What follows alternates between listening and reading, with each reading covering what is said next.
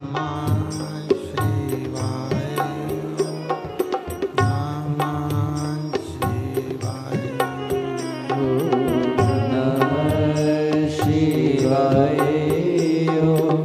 नमः शिवाय। नमः शिवाय। ओम नमः शिवाय। ओम नमः शिवाय।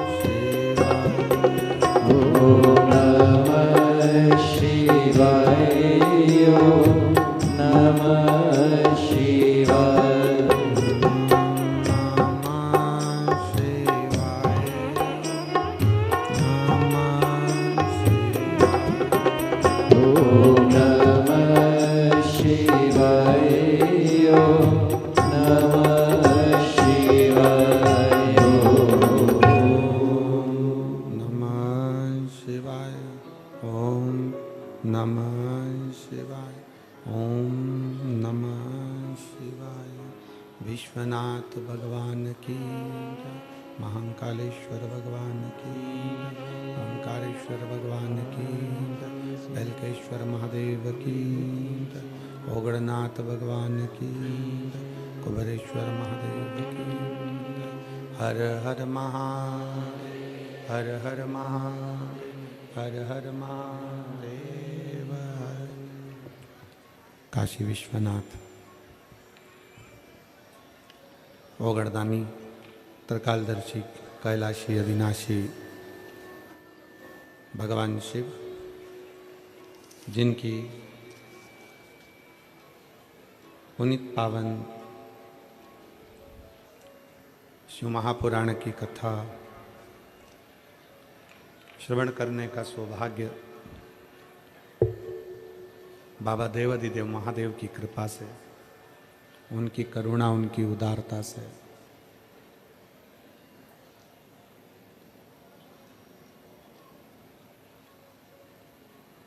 मेरठ की इस पवित्र धरा पर भगवान शंकर की करुणा और कृपा से, ओगड़नाथ जी की दया से, बेलकेश्वर महादेव की कृपा से आज 7 दिवसीय शिव महापुराण की कथा जो मेरठ नगर में चल रही है, उसका आज विराम दिवस है।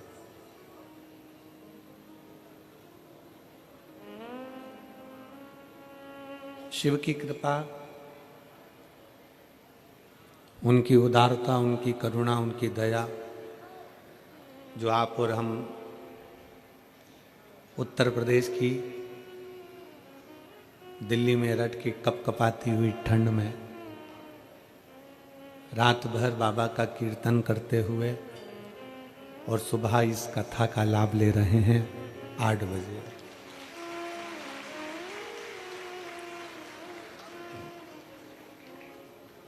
कथा मंडप में विराजमान सभी संत, साधु, गुरुजन, तपस्वी, साधक, उपासक, ब्राह्मणजन, कथा के आयोजक में श्री केदारेश्वर सेवा समिति मेरठ उत्तर प्रदेश, मुख्य यजमान श्री संदीप जी गोयल, श्रीमती रश्मि जी गोयल, श्री आशीष जी बंसल, श्रीमती पूनम जी बंसल, संरक्षक डॉक्टर ब्रजभूषण जयप्रकाश जी अग्रवाल, डॉक्टर राम कुमार जी गुप्ता, अध्यक्ष कृष्ण कुमार जी गुप्ता, महामंत्री आशीष जी बंसल, ऋषि जी अग्रवाल, राजेश जी, सुमित जी, अनिल जी, विपिन सिंघल जी, सुमित सिंघल जी, राहुल जी, अर्ची सिंघल, आशीष प्रताप सिंह, पवन बंसल, बबीता जी बंसल। एक बार यजमान परिवार के लिए जोरदार ताली बजाकर स्वागत वंदन अभिनंदन। जिन्होंने इस पवित्र पावन कथा का आयोजित कर आप और हम सबको भगवान शंकर की अविरलमय रसमय शिव कथा को श्रवण कराया है। और तेरी कृपा बिना न हिले एक भी अणु, लेते हैं श्वास तेरी कृपा से तनु तनु। बखान क्या करूं मैं राखों के ढेर का, चपटी भगोद में खजाना कुबेर का। हे गंगाधार मुक्ति द्वार ओमकार तू, भोले ओमकार तू। आयो शरण तिहारी शंभु तार तू। भगवान शंकर की कृपा और उनकी करुणा का यह अपार समुद्र है शिव महापुराण की कथा।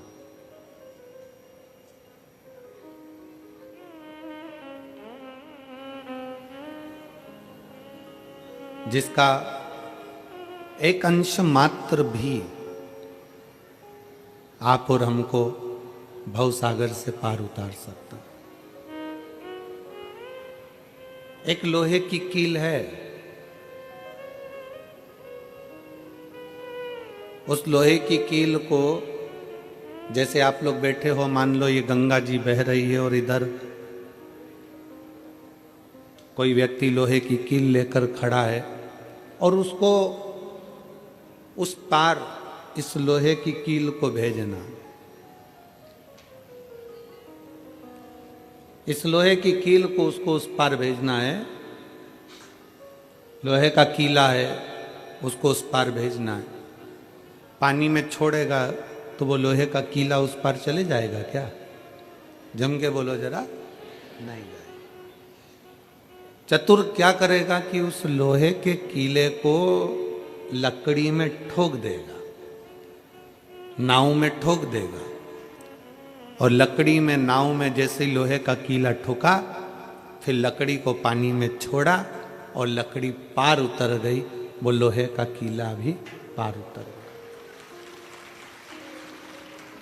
बस जैसे वो लोहे का कीला स्वयं पानी से पार नहीं उतर सकता, उसको लकड़ी में ठोकना पड़ता है, नाव में ठोकना पड़ता है, तो वो लोहे का कीला पार उतर जाता है। उसी तरह आप और हम इस भव सागर से पार नहीं उतर सकते, क्योंकि अपन सब लोहे के कीले की तरह हैं। शिव महापुराण में इस दिल को ठोक दो तो बाबा इसको पार कर सकते।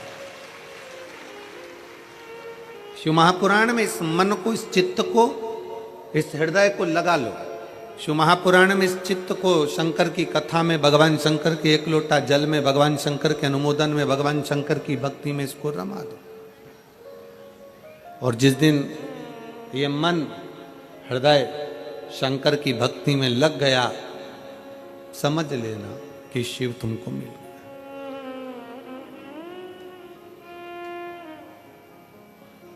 आज मेरठ वालों का प्यार देखा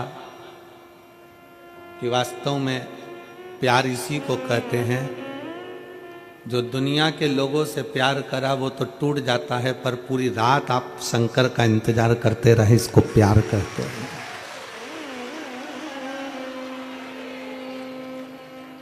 इस कपकपाती हुई ठंड में लोग अपने घर में हीटर में रहते हैं, बहुत ढक कर रहते हैं, कमरे से घर से बाहर नहीं निकलते। इस कपकपाती हुई ठंड में आप सब, पंडाल में तो खैर जगह नहीं है, पंडाल के बाहर और जहाँ जहाँ जिसको जैसी जैसी इस ग्राउंड में जगह मिल जाए। और कल जितने शिव भक्त आए थे उससे 1.5 ज्यादा आज शिव भक्त इस पंडाल के अंदर विराजमान। अब इतने शिव भक्तों की भक्ति, ये आपका आत्मीय प्रेम भगवान शंकर के प्रति जो विश्वास आपका दृढ़ हुआ है, भगवान शंकर के प्रति जो आपका भरोसा दृढ़ हुआ है, शिव जी के प्रति जो आपका विश्वास दृढ़ हुआ है, ये वह शिव विश्वास है। कितना प्रेम, कितना प्यार। और फिर निवेदन है, एक छोरा छोरी से प्रेम करे, छोरी छोरे से प्रेम करे तो उसके मोबाइल का बैलेंस खत्म होता है, तो लड़का जिससे प्रेम करता है उसके मोबाइल में बैलेंस डलवा देता है। आप शंकर से प्रेम करते हो तो शंकर भी कुछ ना कुछ तो डलवा ही सकता है। लड़की फोन लगा कर कह देती है, मैंने, वो पूछेगा क्यों, तुम बात क्यों नहीं करी हो, तो कहा मेरा बैलेंस खत्म हो गया। तारी पागल, मुझे तो बताती मैं बैलेंस डलवा देता, तुम मुझे तो बोलती मैं बैलेंस डलवा देता। छोरी ने बोला और छोरे ने बैलेंस डलवाया। तुम जल चढ़ाते चढ़ाते 1-2 लोटा जल, तुम 1 लोटा जल रोज चढ़ाते हो, रोज चढ़ाते हो, रोज चढ़ाते हो, और 2-4 दिन तुम शंकर जी के मंदिर जल चढ़ाने नहीं गए ना, तो शंकर को टेंशन हो जाता, पगली आई क्यों नहीं, ये आया क्यों नहीं। शिव से प्रेम।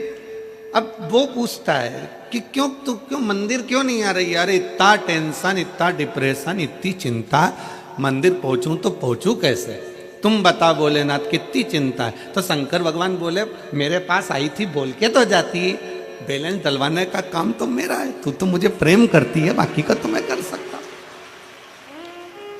ये स्नेह था।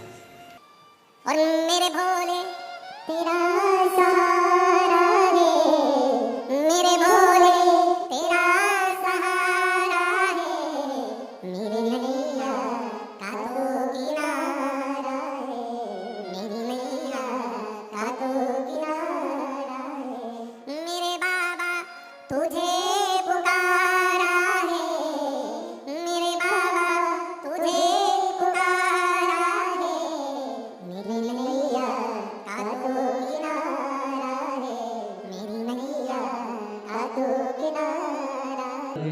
एक विश्वास, लोहे के कील को लकड़ी में ठोक दो पार उतर जाएगा, इस दिल को भोलेनाथ के चरणों में छोड़ दो पार उतर जाएगा, मन पार। पर दिक्कत तो एक ही खड़ी होती है ना, कि हमारी इतनी बेकार आदत हो गई है कि हम दिन भर अपने हृदय को, अपने दिल को हम मूंगफली बनाकर रखे, जो आया उसको पेश कर दिया, ले साहब तुम भी खाओ, ले साहब तुम भी खाओ, और लोगों ने दाना दाना खा लिया और छिलका छिलका छोड़ दिया। संसार के लोगों से प्रेम करोगे तो संसार के लोग केवल यही काम करते हैं कि तुम्हारा अंदर का विश्वास निगल जाते हैं, तुम्हारा वैभव निगल जाते हैं, तुम्हारा धन निगल जाते हैं, और तुम्हें छिलका समझकर छोड़ देते हैं। फिर कोई दूसरी जगह जाकर मूंगफली को टटोलते रहते हैं। शिव महापुराण की कथा कहती, हमें मूंगफली नहीं बनना, हमें शंकर के चरणों का दास बनना है, हमें शिव चरणों का दास बनना है, हमें शंकर भगवान की विरल भक्ति को धारण करना है।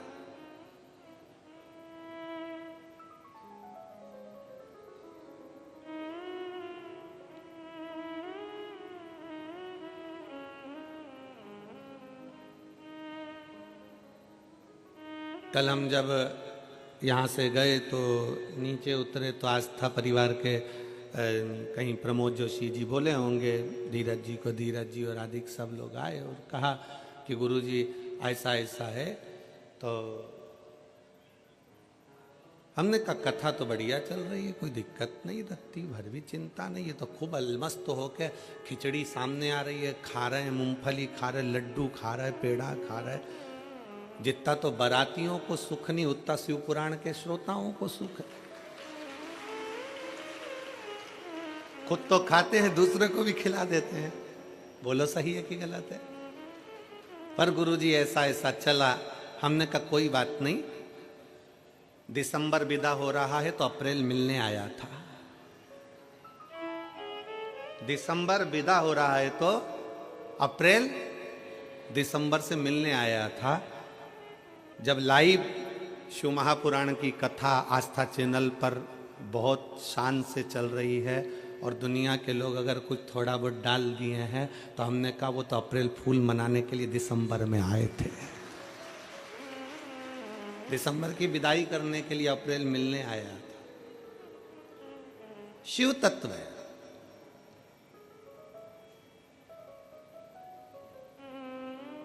शंकर है।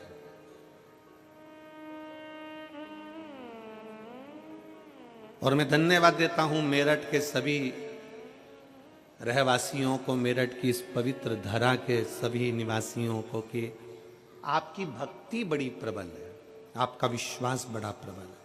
और आप मेरठ वासियों, आप सत्य पर टिकने वाले हो। असत्य को आपने दूर हटा दिया और सत्य सत्य ही रहता है। सत्य सत्य ही रहता है। हमने कथा के तीसरे दिन कहा था कि तेवर और जेवर दो घर छोड़ के आना। बोला था कि नहीं बोला था? अपना तेवर भी घर छोड़ो और अपना जेवर भी घर छोड़ो। शंकर से मिलने के लिए जा रहे हो, यहाँ जेवर और तेवर की तो जरूरत ही नहीं है। कितना भी तेवर वाला व्यक्ति हो, शमशान में जाकर तेवर दिखा दे, मरने के बाद कौन सा तेवर दिखाए बोलो? अच्छा अच्छा बॉडी बिल्डर भी खाक में मिल जाता है। वो शंकर की शरणागति है। हम दुनिया के लोगों से कहते हैं जिसने प्यार ना किया हो एक बार शंकर की कथा को दिल से जाकर सुन लेना, शिव से तब प्यार हो जाएगा कि दूसरा सुहाएगा ही नहीं। और किसको प्रेम कहते हैं? शंकर जी के चरणारविंद के प्रति कितना प्रेम होगा जरा विचार करिएगा। आस्था चैनल वालों से कहूंगा, मैं बाहर बैठे हुए जो गाड़ियों में बैठे हुए हैं, ऑटो पर बैठे हैं, छतों पर बैठे हैं, जिन्होंने पूरी रात निकाल दी एक जैसे केवल कथा के लिए, पूरी रात गाड़ियों पर चढ़े चढ़े बैठे रहे, पूरी रात तपतपाती हुई ठंड, कोहरा आज अभी तक खत्म नहीं हुआ। उस कोहरे में, इस तपतपाती हुई ठंड में लोग दिल से कथा का रसतत्व श्रवण करने के लिए पूरी रात इंतजार कर रहे हैं। जरा विचार करिएगा, इसको शंकर का प्रेम कहते हैं, इसको शिव की भक्ति कहते हैं, इसको अविरल भक्ति कहते हैं। ये विश्वास का पूंजी है।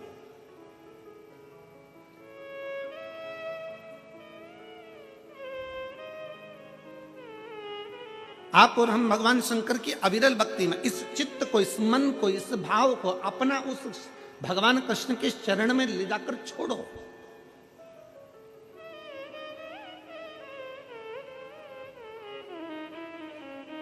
भगवान कृष्ण के चरणों में ले जाकर इस दिल को छोड़ने का प्रयास करो। स्वर्ग और नरक दोनों यहीं पर हैं। अनुभव कैसे करोगे?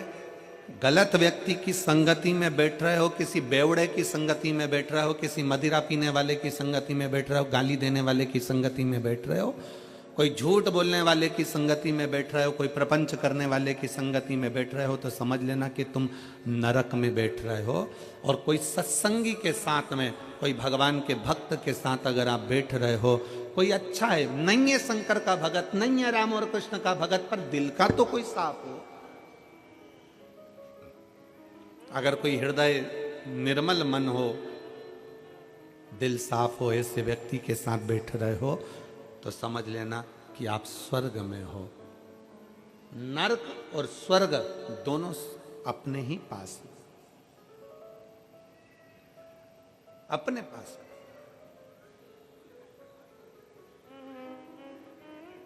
परिवार में जो संबंध नहीं होता ना, परिवार में जो रिश्ता नहीं होता ना, 7 दिन की कथा में लोग अलग अलग आकर बैठते हैं, अलग अलग लोग बैठते हैं, पहचान भी नहीं रहती, जानते भी नहीं है, पहचानते भी नहीं है, और कथा में जाकर बैठ जाते हैं। आपस में इनका इतना प्रेम हो जाता है, इतना प्रेम हो जाता है कि भोजन भी एक साथ करते हैं, चाय भी एक साथ पीते हैं, लड्डू तिल्ली का भी एक साथ खाते हैं, और बिस्कुट भी एक साथ खाते हैं, और पानी भी एक साथ पीते हैं। इतना प्रेम हो जाता है कि जब 7 दिन की शिव पुराण की कथा हो जाती है तो एक दूसरे को फोन लगाकर पूछते हैं, कैसे हो, बढ़िया हो, आनंद हो। ये संबंध है शंकर का, इसी को कहते स्वर्ग। ये स्वर्ग है। और किसी किसी के तो घर में 10 लोग रह रहे हैं, इधर बड़ी बहू रह रही, छोटी बहू रह रही, मंजली बहू रह रही, सास रह रही, ससुर रह रहा, ननंद रह रही, परिवार में सब रह रहा है। उसके बाद भी घर में इतना क्लेश, घर में इतना क्रोध, घर में इतना अपशब्द, घर में दिन भर गालियां, गलत गलत व्यसन, मदिरा का पान, कहीं गलत गलत सोच, गलत गलत विचार। तो तुम्हारा घर कैसा भी हो फिर भी वो नरक से कम नहीं है। स्वर्ग वाला घर वो होता है जिसमें आप प्रेम से बोल रहे होते हो। स्वर्ग वाला घर वो होता है जिसमें आप प्रेम से रह रहे होते हो। और आज शिव महापुराण की कथा में आप सबसे निवेदन है, संक्रांति पर किसी को तिल्ली का लड्डू खिलाओ ना खिलाओ, संक्रांति पर किसी का मुंह मीठा कराओ ना कराओ, पर इतना याद जरूर रखना कि संक्रांति पर अपनी जीवान से थोड़ा सा मीठा बोल लेना तो किसी का मुंह मीठा हो जाएगा। अपनी जिह्वा से मिठास परोसिए, अपनी जिह्वा से मीठा देने का प्रयास करिए।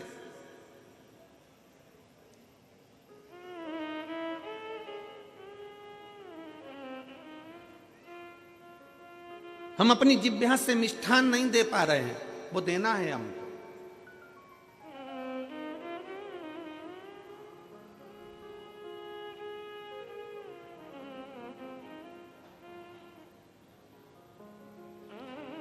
एक महाराज जी ने कथा में पूछ लिया, स्वर्ग कौन कौन जाना चाहता है? सब ने हाथ उठा दिया महाराज जी के कहने पर, जितने बैठे थे सब। आगे एक 80 साल की बूढ़ी मां बैठी थी, उसने हाथ नहीं उठाया। महाराज जी ने 80 साल की बूढ़ी मां से पूछा, माता जी आप स्वर्ग जाना नहीं चाहती? माता जी बोली नहीं। क्यों? महाराज जी मैं स्वर्ग जाके क्या करूंगी? क्या करूंगी? अगर मेरी ये पड़ोसन सुधर जाए ना तो मेरा मोहल्ला वैसे ही स्वर्ग हो जाए। स्वर्ग हमारे नजदीक में, स्वर्ग हमारे घर में, स्वर्ग हमारे परिवार में, स्वर्ग हमारे अपने कुल के अंदर, अपने घर के अंदर, अपने परिवार में स्वर्ग समाया हुआ है। बस मीठी वाणी से स्वर्ग है, मीठे शब्दों से स्वर्ग है। लड्डू बनाया तिल्ली का, गजक बनाई तिल्ली की, खूब शक्कर मिलाई, खूब गुड़ मिलाया, खूब प्रेम से तुमने लड्डू बनाया, लड्डू बनाया। पर कई कई घर ऐसे हैं कि लड्डू बनाने में भी कड़वी वाणी का प्रयोग हो जाता है। लड्डू तो बन रहा है पर आपस में इतना झगड़ा चल रहा है कि लड्डू में भी वो वाणी का असर आ गया। जिसने खाया खाते सी गालियां देना चालू, ट्रांसफर हो गया, लड्डू में ही गाली ट्रांसफर हो गई।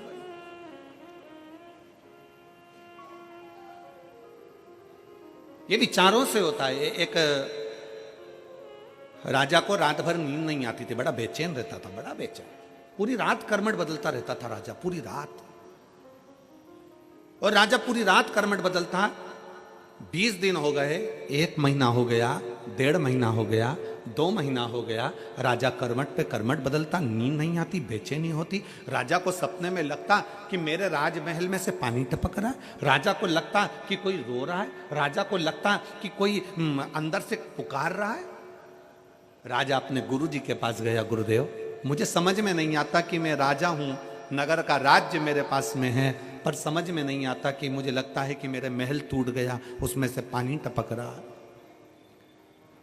अंदर से कोई रो रहा है, भोजन करता हूं चित्त नहीं लगता, बेचैनी होती है, अंदर से बहुत बेचैन हूं। गुरुजी ने पूछा घर में सब ठीक तो हैं? हाँ राजघराने में तो सब ठीक है, पर मुझे ऐसा क्यों हो रहा है? तुम्हारे राजघराने में रानी को भी ऐसा हो रहा है? तो कहा रानी भी अगर भोजन करती है तो चिड़चिड़ करती है, गुस्सा करती है, बेचैन रहती है, बात नहीं करती, बहुत टेंशन में दिखती है, डिप्रेशन में पड़ी रहती है। बच्चों के साथ भी यही प्रॉब्लम हो रहा है। महाराज गुरुजी आप बताओ क्या करें। राजा ने कहा कि मैं कल तुम्हारे महल में पहुंचूंगा। राजा महल में गया, जहां भोजन बन रहा था उस भोजन बनाने वाली माँ से, एक स्त्री भोजन बना रही थी, उस स्त्री के पास राजा गया और स्त्री से पूछा, बहन इधर आओ। हाँ महाराज जी, दंडवत प्रणाम। महाराज ने पूछा, ब्राह्मण देवता ने, गुरुजी ने पूछा स्त्री से, तुम्हारा घर कैसा है? अरे महाराज पूछो मत ही, बारिश आ रही है ना, बारिश में इतना टेंशन है मुझको, मेरे घर में जगह जगह से पानी टपकता रहता है, बर्तन लगा लगा कर आती हूँ, बच्चे बिलखते रहते हैं, रात भर मुझे नींद नहीं आती, मैं बेचैन रहती हूँ, अपने आप को बहुत कोसती हूँ कि कहाँ का जन्म ले लिया, परिवार भी मेरा ऐसे रोते रोते निकल रहा है। बस गुरु ने समझ लिया।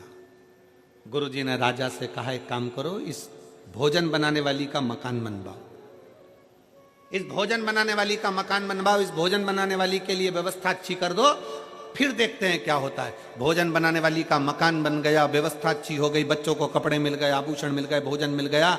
अब भोजन बनाने वाली ने जब भोजन बनाना प्रारंभ करा, राजा उस दिन से खुश रहने लगा, रानी उस दिन से खुश रहने लगी। बड़े दोनों आपस में बैठते बातचीत करते, बड़े प्रसन्न दिखते, चेहरे पर रौनक आ गई, रंगत आ गई, डिप्रेशन समाप्त, नींद जो चिड़चिड़ापन था वो समाप्त हो गया, जो पूरी रात की नींद चली गई थी वो अच्छी से नींद आने लगी। गुरुजी से पूछा, गुरुदेव ऐसा क्या हुआ? हमने तो केवल भोजन बनाने वाली का मकान बनवाया, हमने तो केवल भोजन बनाने वाली का बच्चों के लिए व्यवस्था करी और हमारे को बेचैनी मिट गई।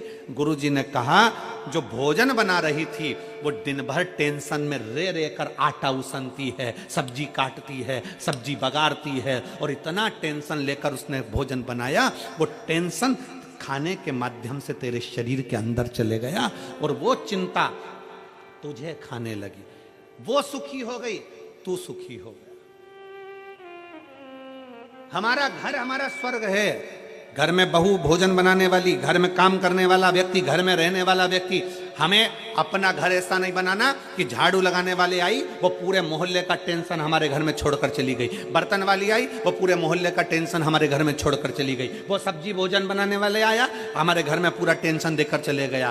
भोजन बनाने वाले से भी बात करो तो ऐसी बात करना, भैया प्रसन्न चित्त में भोजन बनाना, मुसद्दी लाल जैसे नहीं। आंख में से आंसू झड़ रहा है, चेहरा उतरा पड़ा है और आटा उसन रही है और अंदर से अपने आप को कोस रही है और वही रोटी किसी ने खाई है और उसका चित्त नहीं लग रहा। इसलिए शिव महापुराण की कथा कहती है, घर की बहू, घर की बेटी, घर की माता, घर में रहने वाली जितनी माताएं, तुम्हारे घर में बर्तन मांजने वाले 50 आए, तुम्हारे घर में झाड़ू लगाने वाले 50 आए, तुम्हारे घर में काम करने वाले 50 आए, पर जब आटा उसना जाए, जब रोटी बनाई जाए तो घर की माँ, घर की बेटी, घर की बहू उसको प्रसन्न चित्त में बनाए तो रोटी खाने वाले अपने आप खाएंगे तो घर से क्लेश समाप्त हो जाएगा, चिड़चिड़पन समाप्त हो जाएगा, डिप्रेशन समाप्त हो जाएगा।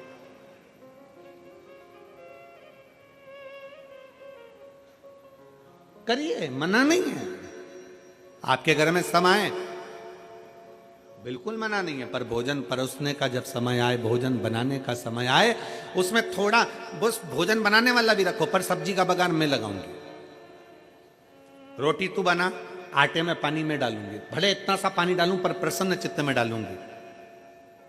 तू पूरी सब्जी बना, तू खीर बना, मना नहीं है, पर शक्कर में इतनी सी, भले 2 दाना शक्कर डालूं पर मेरे अपने हाथ से डालूंगी, प्रसन्न चित्त में डालूंगी। मैं घर की माँ हूं, मैं घर की लक्ष्मी हूं, मेरे घर की बहुएं इस घर की लक्ष्मी है, बेटियां हैं, वो डालेंगे इसमें शक्कर, भले 2 दाना डाले, भले इतना सा पानी डाले, भले इतना सा बगार का एक जीरा मात्र भी डाले, पर घर की बहू बेटी इतना सा डाले, बाकी का सब भोजन बनाने वाले। उसमें हमारे घर में एक निर्मलता का भाव आता है, स्नेह का भाव आता है, प्रेम का भाव आता है।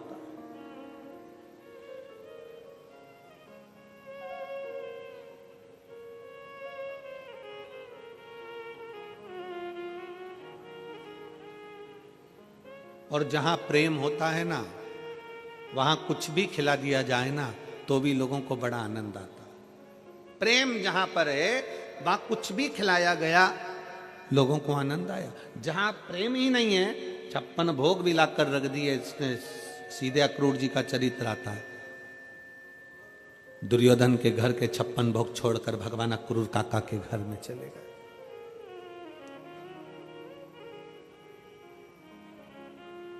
कौन? अक्रूर, जहां पर विदुरानी अक्रूर जी की पत्नी शंकर की परम भगत थी। शिव जी से बस केवल एक वर मांगा था उस अक्रूर जी की पत्नी विदुरानी ने कि एक बार द्वारकानाथ मेरे घर पर आए, एक बार नारायण मेरे घर पर आए, एक बार द्वारिकाधीश मेरे घर पर आए। यह अक्रूर जी की पत्नी ने शंकर जी से मांगा था, शिव जी से।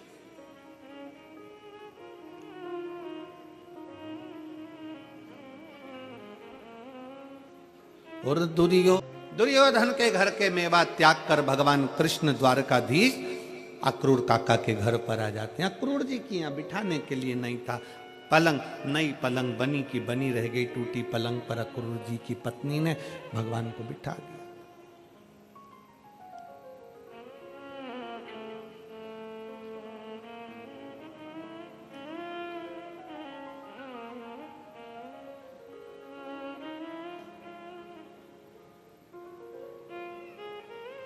और खाने के लिए दिया तो क्या दिया था?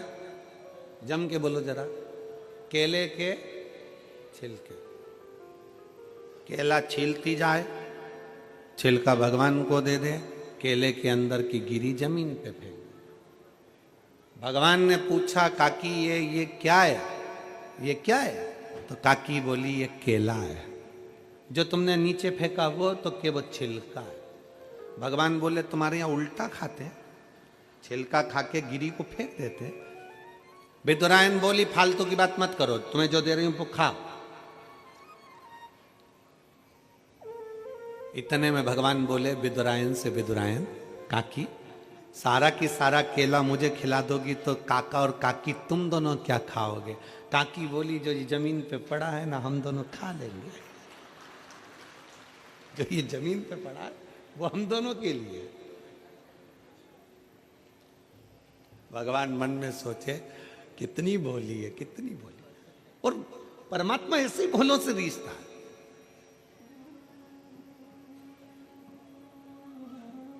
भगवान रीझता भी ऐसो से ही है। भगवान को रिझाने का तरीका भी यही है। एक पत्र है,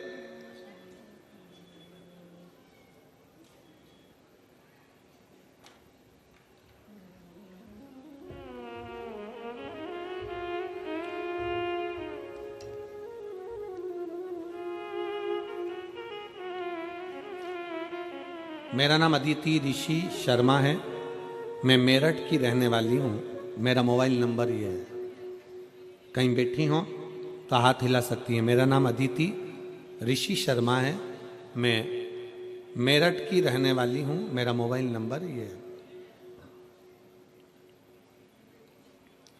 मेरी शादी को 5 साल हो गए थे। मैंने 5 साल से 10 से 11 डॉक्टरों को दिखाया। शादी के 8वें महीने से इलाज शुरू हो गया था, पर खूब पैसा लगाया। 7 से 8 लाख रुपए के नीचे आ गए। सभी डॉक्टरों ने मेरे नसें बंद बताई थी और टीबी की गांठ बता दी थी। इस कारणवश संतान प्राप्त नहीं हुई। नलों का ऑपरेशन भी बताया था। किसी ने मेरी कोख को ऐसा बता दिया कि बंधन कर दिया हो, पर शिव पुराण ये बंधन आदि को नहीं मानते। फिर मेरे को किसी ने कहा कि आप शिव महापुराण की कथा सुनो। हमने कथा सुनना प्रारंभ करी। मैंने 3 बार सफेद आंकड़े की जड़ का प्रयोग किया और मैंने सासू माँ ने पशुपतिनाथ का व्रत किया। दूसरे व्रत के दौरान मुझे गर्भ ठहर गया। गुरुदेव 3 बार गर्भ ठहरा था, तीनों बार 2-2 महीने का गर्भ गिर गया। मैं बहुत टेंशन में पड़ गई। मेरी सासू माँ ने मुझे फिर से आंकड़े की जड़ का पहनने का बोला और मेरी मौसी सीहोर गई, वहां से रुद्राक्ष लेके आई। उन्होंने मुझे बताया तांबे के लोटे में रुद्राक्ष को डालकर उसका जल पीना, महादेव को चढ़ाना, फिर उसके जल को अमृत समझकर पीना। फिर मेरी सासू माँ ने रोज मंदिर जाती, महादेव का जल चढ़ाती, फिर मुझे पिलाती। फिर हम डॉक्टर के यहाँ गए और वहाँ उन्होंने कहा कि बच्चा जरूर होगा, महादेव पर विश्वास करो। और हम बाबा पर विश्वास करते रहे और बाबा की कृपा से मेरा गर्भ तो ठहर गया। गर्भ ठहरा पर 8वें महीने में मुझे लकवा हो गया। 8वें महीने में मुझे लकवा हो गया और लकवा होने के कारण बस मैं लकवे की दवाई लेने लगी। बच्चे पर असर पड़ेगा ये डॉक्टर बोले, बड़े टेंशन हो गया। 8वां महीना निकला, बाबा का नाम लेकर बच्चे को गर्भ में रखा और बाबा का नाम लेकर बच्चे का ऑपरेशन द्वारा जन्म हुआ। डॉक्टर कहे थे कि इस बच्चे पर असर पड़ेगा, पर पूरी जांचों में बच्चा स्वस्थ जन्म लिया। मैं बाबा को यहाँ प्रणाम करने के लिए आई हूँ। हमने बच्चे का नाम अथर्व रखा है क्योंकि शिव जी का पुत्र है, शंकर जी ने दिया है। मैं बाबा को प्रणाम करने के लिए आई हूँ। एक लाइन अच्छी लिखी है आप और हम गुनगुनाते हैं। एलईडीओं पर चल रही होगी, आस्था चैनल पर चल रही होगी, आप लोग भी गुनगुनाएं साथ में। जब से तेरा गुलाम हो गया, तब से मेरा भी नाम हो गया। जब से तेरा गुलाम हो गया, तब से मेरा भी नाम हो गया। वरना औकात क्या थी मेरी, सबसे बढ़िया ये सबसे खरी। भोले बाबा तेरी नौकरी, सबसे बढ़िया ये सबसे खरी। तेरे दरवाजे की चाकरी, सबसे बढ़िया ये सबसे खरी। लकवा होने के बाद भी बाबा पर भरोसा कर कर, शिव के एक लोटे जल पर भरोसा, किसी व्यक्ति पर नहीं।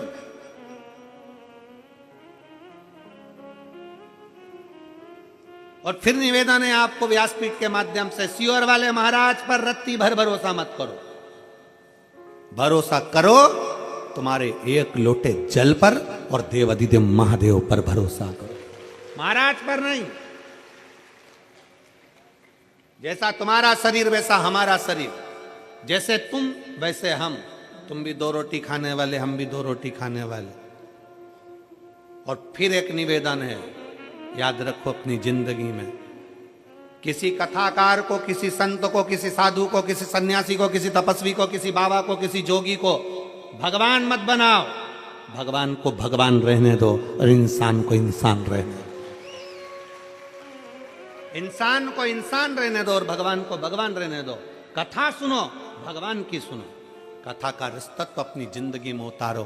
शिव पर भरोसा करो, शंकर पर विश्वास करो। तुम्हारे एक लोटे जल पर पूर्ण भरोसा रखो कि तुम जो जल चढ़ा रही हो वो जल साधारण नहीं हो सकता। जो तुमने जल चढ़ाया, मेरा बाबा मेरी सुनेगा, शंकर मेरा हाथ पकड़ेगा और शिव मुझे पार लगाएगा। और कौन आएगा?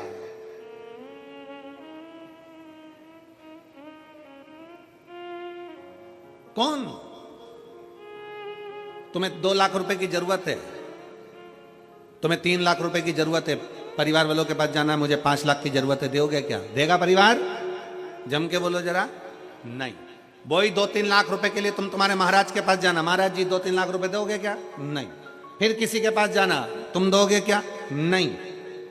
वो 2-3 लाख रुपए कहीं से नहीं मिलेंगे। आपको अपना कर्म प्रबल करना पड़ेगा, अपनी मेहनत प्रबल करना पड़ेगी, अपना परिश्रम प्रबल करना पड़ेगा, अपने बल को बढ़ाना पड़ेगा और लगनता से काम करना पड़ेगा। शंकर को एक लोटा जल विश्वास के साथ चढ़ाओ, दुनिया साथ दे ना दे, एक दिन मेरा भोले बाबा, एक दिन मेरा शंकर ऐसी कृपा करेगा कि 5 तो जाने दो, 3 तो जाने दो, ढेर लगा दे, ढेर। एक बेटी ने एक पत्र लिखा है,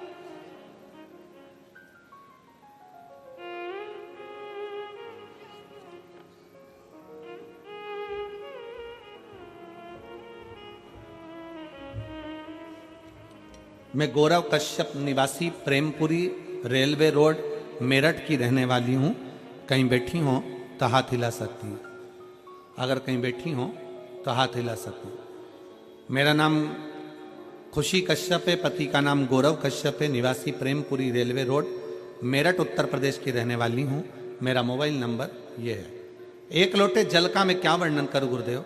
मेरी शादी 2022 में हुई थी। शादी के कुछ महीनों बाद मुझे एक ऐसी बीमारी ने घेर लिया, शायद ही देश में 4 से 5% महिलाओं को होती होगी। ये बीमारी ऐसी थी कि मेरे सिर के, मेरी भुकुटियों के सारे के सारे बाल उड़ जाते थे, जिसका फोटो मैं आगे लगा रही हूँ। पहले 1 नंबर का फोटो आप लोग उस पर देखेंगे। पहले नंबर का फोटो, जिस फोटो में उसके पूरे शरीर के बाल, पूरे केश, सिर के, भुकुटी के सारे के सारे बाल उसके उड़ गए। ये बीमारी कैसी थी, मेरे सिर के सारे बाल उड़ जाते थे, लेकिन गुरुदेव मेरे आईब्रो के भी बाल उड़ गए। परेशान थी, करूं तो क्या करूं। महिला की सुंदरता उसके बालों से होती है, ऐसा कहा जाता है। ऐसी बीमारी को देखकर मेरे पति, पापा, सभी परिवार वाले परेशान हो गए। मेरी बीमारी का इलाज निरंतर रूप से 1 साल तक चलता रहा। मेरठ में ऐसा कोई ही डॉक्टर छोड़ा होगा जिनके पास में इलाज नहीं करवाया हो। जो भी हम कमाते वो सब डॉक्टरों के पास में चला जाता, लेकिन इतना इलाज होने के बाद भी कोई परिणाम नहीं मिला।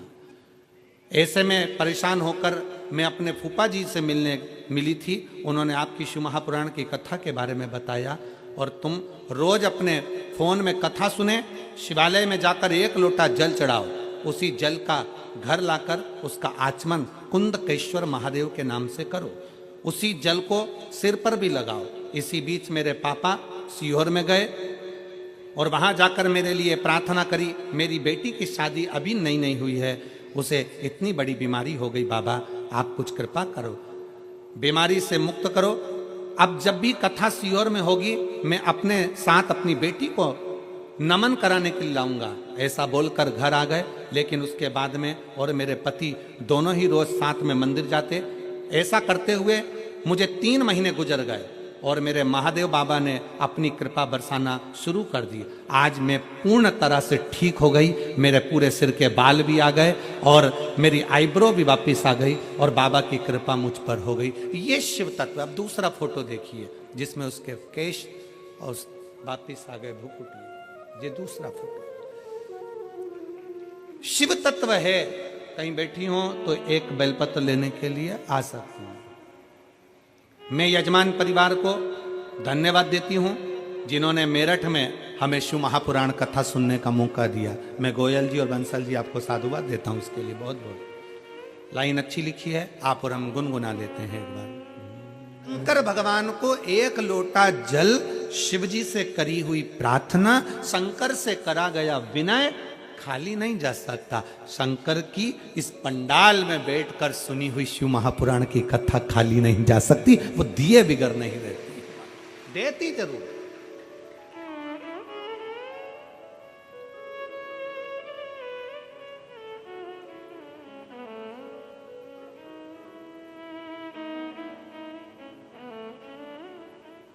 हम आपसे पूछें, अगर मान लो हम तो आपको कभी मिले नहीं, कभी आपसे पर्सनल हमारी कोई बात नहीं होती, मिलना हुआ कभी आपसे? नहीं, कहीं आपसे मिलना जुलना कहीं नहीं हुआ। टीवी के माध्यम से, कथा के माध्यम से आप लोग कथा में आते हैं, कथा के पंडाल में पहुंचते, ना आप हमें मिले ना हम आपको मिले, केवल कथा। जब कथा आपको हमसे जोड़ सकती है तो इतना विश्वास मानकर चलना कि कथा शंकर से भी जोड़ सकती है, शिव से भी जोड़। श्रीमद् भागवत कथा किस किसने सुनी है? हाथ उठाओ जरा। सबने सुनी है भागवत जी? रख लो, वापिस दल लो। भागवत में सुना? रुक्मणी जी कभी भगवान कृष्ण से मिली थी क्या? जम के बोलो जरा। नहीं। भगवान कृष्ण कभी रुक्मणी से मिले थे? नहीं, कभी नहीं मिले।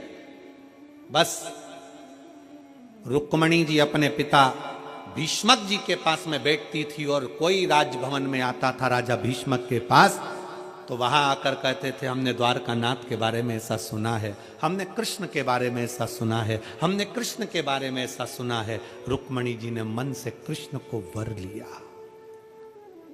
ऐसा वरा रुक्मणी जी ने भगवान कृष्ण को वर लिया और रुक्मणी जी ने भगवान कृष्ण को अपना पति मान लिया। अब पति मान लिया तो भगवान कृष्ण को रुक्मणी को लेने आना ही पड़ा, क्योंकि रुक्मणी जी ने कृष्ण को वर लिया था। वर लिया, कृष्ण को अपना मान लिया। मैं बंसल परिवार, गोयल परिवार दोनों को धन्यवाद देता हूं। गोयल जी आपको भी धन्यवाद देता हूं। कहीं माता रानी की, वैष्णो देवी की कहीं आप पर कृपा होगी, उन्होंने ही आपको ध्वजा हाथ में देकर कह दिया होगा कि जाओ शंकर की कथा का रसतत्व ग्रहण करना है, मेरे प्रभु की कथा है रसतत्व। तो भगवान ने आपको यजमान पद दिया। मैं बंसल जी आपको धन्यवाद देता हूं। कल हमारी चर्चा चल रही थी तो बंसल जी बता रहे थे कि हमारी धर्म पत्नी बाबा की कथा में इतनी लीन रहती कि हम दोपहर में 2 बजे भोजन करने आते थे तो पहले कह देती थी जरा रुक जाओ, 1-1.5 घंटे बाद में भोजन दूंगी, कथा चल रही है। हमने उसकी कथा की रुचि को देखते देखते अपने घर पर 5 बजे के बाद आना प्रारंभ करा भोजन करने के लिए, क्योंकि वो कथा में लगी रहती थी। फिर उन्होंने जिद करा कि हरिद्वार में कथा हो रही है महाराज, हमको लेकर चलो। पर कोई घर में कार्य आ गया था जिसके कारणवश अम्मा नहीं पहुंचे। इतनी रोई बाबा को याद कर कर कि कुछ भी हो जाए एक बार मेरठ में बाबा जरूर पधारो, और वो शिव की कृपा आए। ये भक्ति है आपका, ये विश्वास है आपका, ये भरोसा है आपका।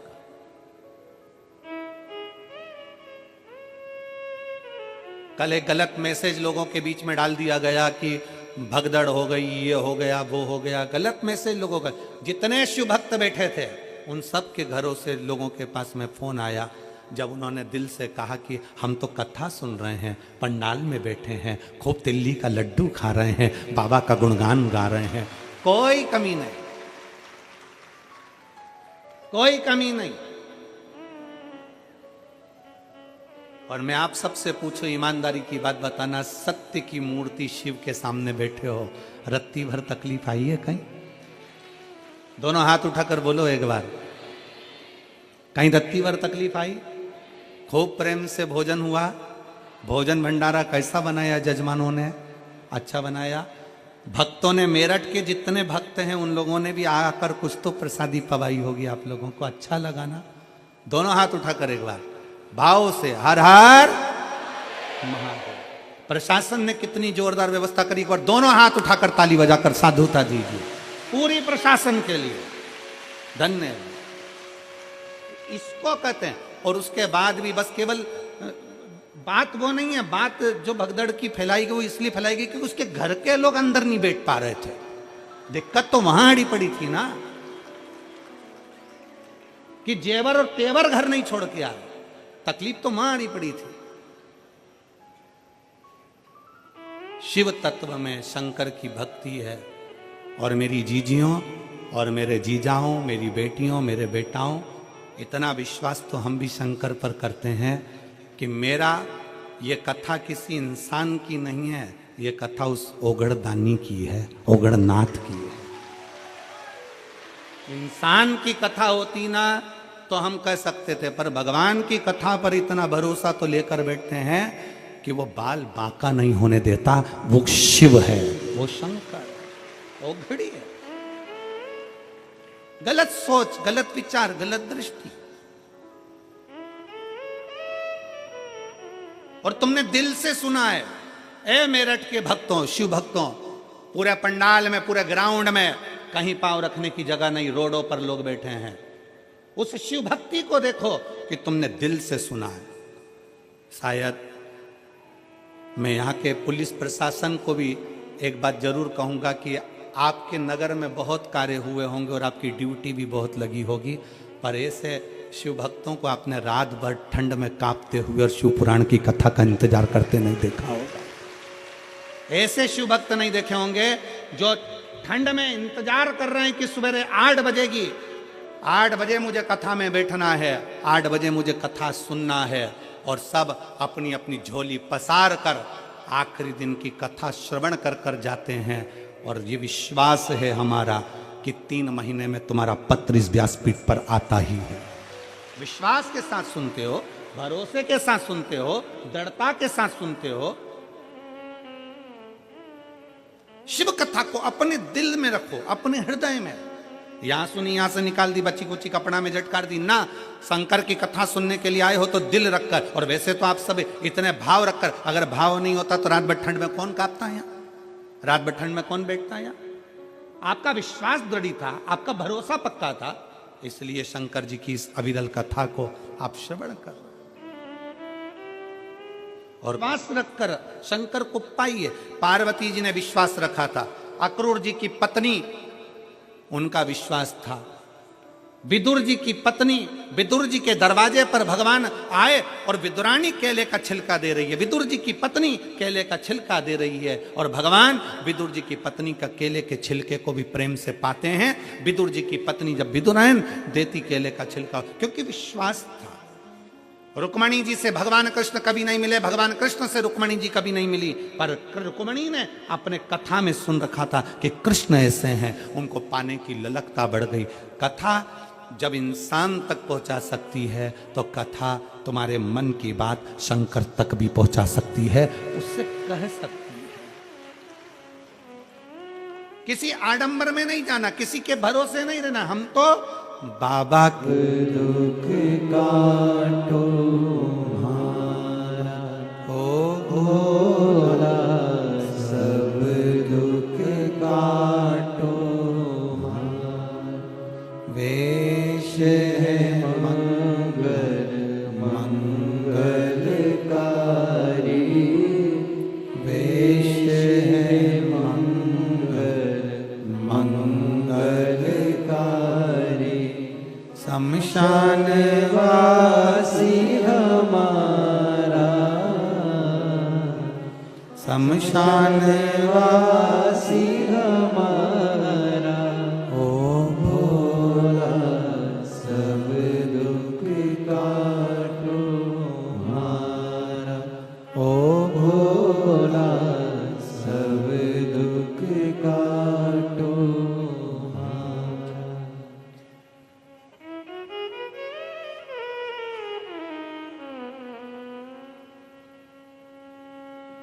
भगवान देवादिदेव महादेव, शिव उगड़दानी, त्रिकालदर्शी, कैलाशी, अविनाशी शंकर, एक अक्षत का दाना, एक विश्वास से शिव अपने हो जाते। रुक्मणी जी ने भगवान कृष्ण की कथा सुनी तो कृष्ण उनको मिल गए। शिव महापुराण की कथा सुनना मतलब शंकर को अपना बना लेना और अपन शंकर के हो जा।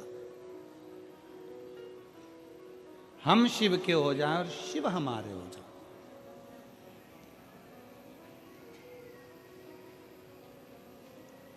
अच्छा एक बात बताओ, अगर भगवान शंकर मिल गए तुमको, मान लो मिल गए, तो तुम शंकर जी का हाथ पकड़ोगी कि शंकर जी तुम्हारा हाथ पकड़ेंगे? हैं? शंकर जी हाथ पकड़े अपना, अपन तो एक लोटा जल पकड़े और भोलेनाथ अपना हाथ पकड़े। अपन शंकर का हाथ पकड़ेंगे। 13 जनवरी से कुंभ का मेला प्रारंभ हो रहा है।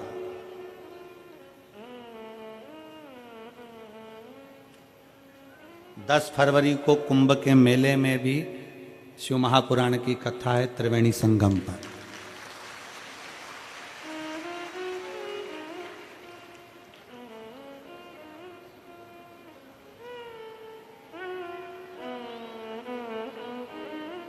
कुंभ का एक नजारा तो तुमने मेरठ में ही देख लिया है। आ जाओ।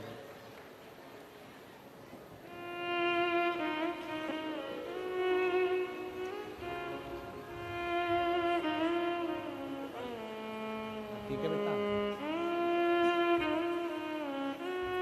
मालाना प्रारंभ हो गया ना?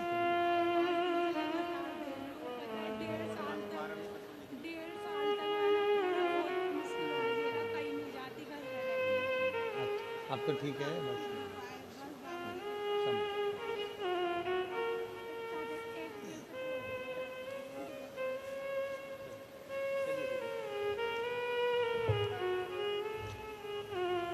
इस बेटी के पूरे भुकुटी के बाल, सिर के बाल सब चले गए थे बीमारी में। 1.5 साल से इलाज करा करा कर थक गई थी। तब आखिरी में शंकर का एक लोटा जल सारी समस्या का शिव का।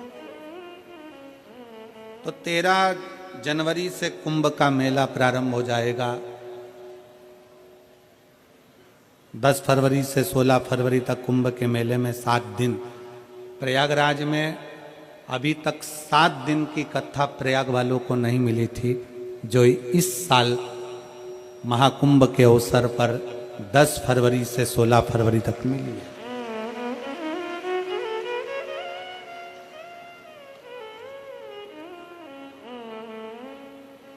नहाने तो तुम लोग जाओगे कुंभ, तो 2 काम तुम्हारे हो जाएंगे। एक तो शिव पुराण सुन लोगे, त्रिवेणी का घाट हो जाएगा, कुंभ का स्नान हो जाएगा और बाबा की कथा।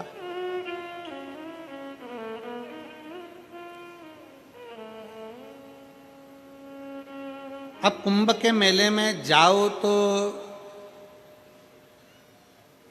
बच्चा तुम्हारा हाथ पकड़ा है और तुम बच्चे का हाथ पकड़े हो, दोनों में अंतर है। हम बाबा का हाथ पकड़े शंकर जी का और शंकर जी अपना हाथ पकड़े, दोनों में अंतर है। हम शंकर जी का हाथ पकड़ेंगे तो हो सकता है कि भीड़ में हाथ छोड़ जाए, पर जब बाप अपने बच्चे का हाथ पकड़ता है तो कितनी भी भीड़ हो छूटने नहीं देता। वो पिता है, जगत का दाता।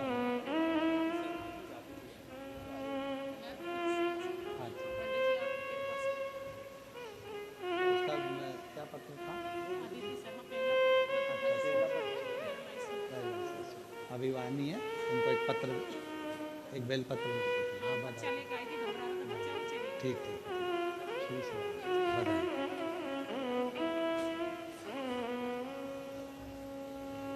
हम अपना हाथ भगवान शंकर को पकड़ा दें, हम शिव के हो जाए और शिव हमारा।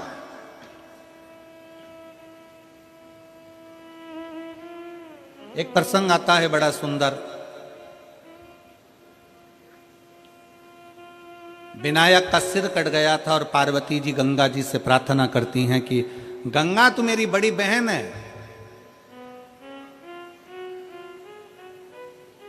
गंगा तू मेरी बड़ी बहन है। पार्वती जी कहती हैं गंगा मेरे बेटे का सिर कट गया, अगर गंगा मेरे बेटे का अगर मस्तक वापिस जुड़ गया तो तुझे 1.25 लाख दीप का दान करूंगी मैं, 1.25 लाख दीप दान करूंगी। और भगवान ने ऐसी कृपा करी कि विनायक के सिर पर, धड़ पर हाथी का मस्तक लगाकर भगवान ने जोड़ दिया। अब माता पार्वती जी ने शंकर भगवान से विनय करी कि प्रभु चलो दिया लगाना है अपने को गंगा जी के घाट पर। शंकर भगवान बोले तो मेरे सामने लगा दे, गंगा तो मेरे सिर पे। वो फिर वही वाली लाइन आ गई ना कि सारे तीर्थ धाम आपके चरणों में, हे भोलेनाथ प्रणाम। 33 कोटि देवता शंकर के शिवलिंग में है। सारी देवियां 64 योगनियां, सारी माताएं शंकर के शिवलिंग में है। सारे नाग किन्नर गंधर्व पितर अप्सरा सब शंकर के शिवलिंग में है।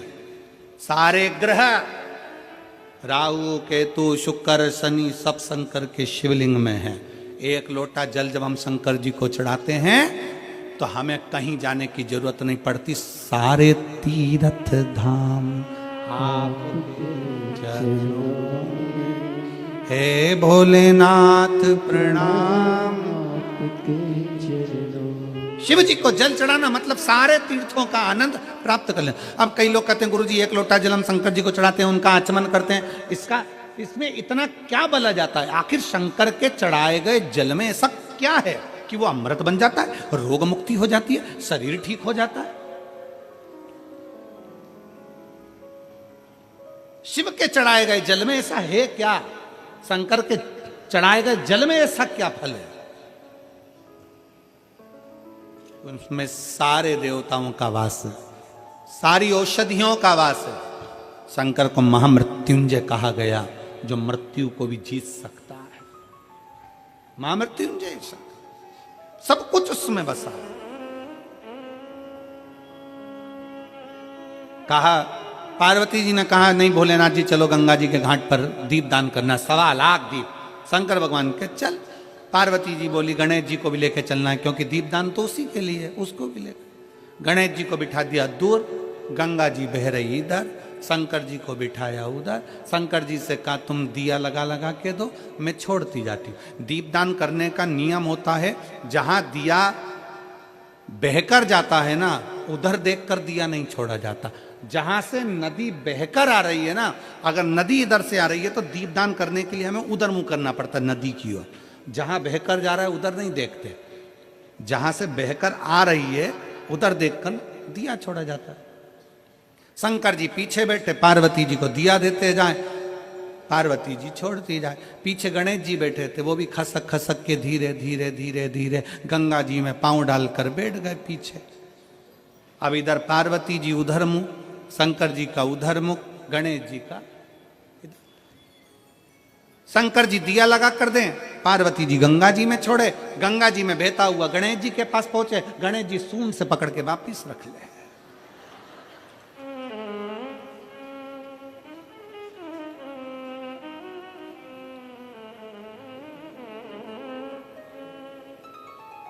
बच्चों की आदत होती है, मम्मी सारे घर का कचरा उठाकर, कबाड़ा उठाकर पीछे डाल कर आती है और बच्चे खेलने जाते हैं और वही कबाड़े को वापिस बीन के घर में लिया, वही कबाड़ा। बच्चों की आदत है।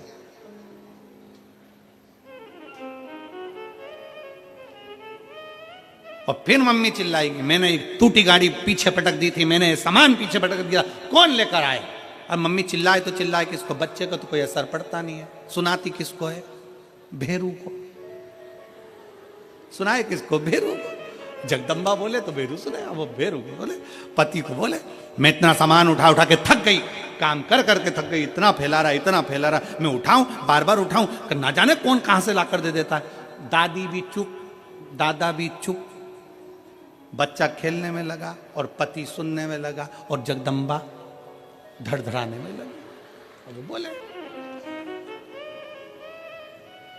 और होता है शादी का 1 साल पति बोलता है, पत्नी सुनती है। शादी का 2रा साल पत्नी बोलती है, पति सुनता है। शादी के बाकी के साल पति पत्नी दोनों बोलते हैं, पूरा मेरठ सुनता है। होता है। अब वो बोले ये कचरा मैंने फेंक दिया था, कौन उठा कर लाया? अब शंकर भगवान दिया देते जाएं, पार्वती दिया छोड़ती जाएं, माता गंगा जी के घाट पर दिया लगाती जाए।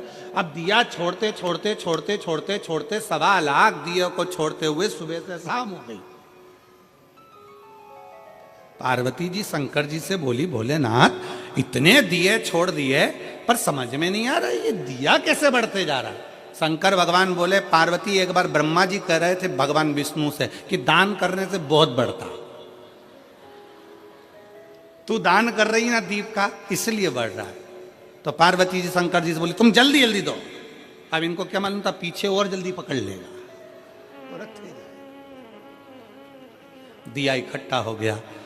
थोड़ी देर बाद शंकर जी के पांव के पास में गणेश जी की सूंड दिखी दिया रखते हुए।